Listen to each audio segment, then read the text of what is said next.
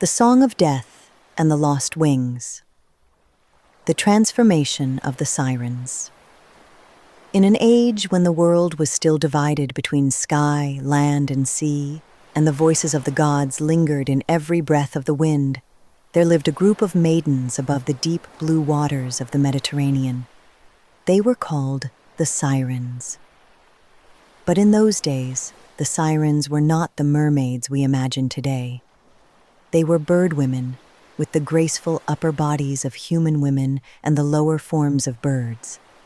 They bore sharp talons and wide golden wings capable of carrying them across mountains and seas in a single flight. Beings born of love. Before their songs became a curse, the Sirens were once simple nymphs, living quietly among fields and flowers. Most of all, they were companions of Persephone, goddess of spring, a maiden who laughed easily and loved flowers more than anything in the world. One day, as they gathered blossoms together, the earth split open beneath their feet. From the darkness rose Hades, who seized Persephone and dragged her into the underworld before her friends could react. Her cry for help was the last sound they ever heard from her.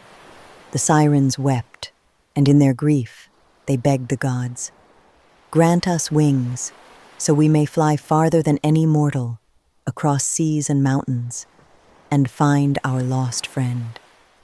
The gods answered their plea and gave them wings, but wings, as it turned out, could not carry them to where their hearts longed to go. A punishment not meant to be cruel. No matter how far they flew, they could never find Persephone, for she no longer walked the world of light. In some versions of the tale, their failure drew the gaze of Demeter, Persephone's mother. Whether from grief or anger, the goddess punished the Sirens, condemning them to their half-bird forms forever and banishing them to lonely islands at the edge of the sea. The wings that were once symbols of hope became reminders of loss. From sky to sea, centuries passed.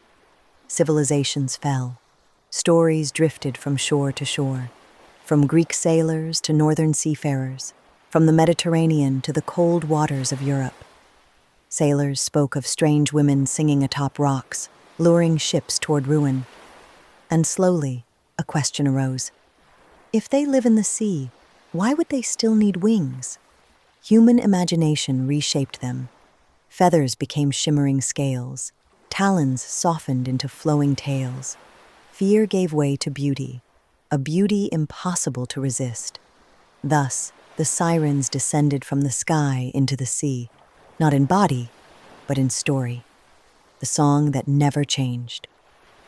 Though their forms transformed, from birds to fish, from air to water, one thing never faded: their song, a melody born from love, loss, and longing without remedy. A song so enchanting that those who hear it forget everything, even their own lives.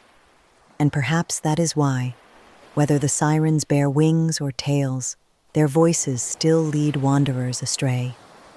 Always.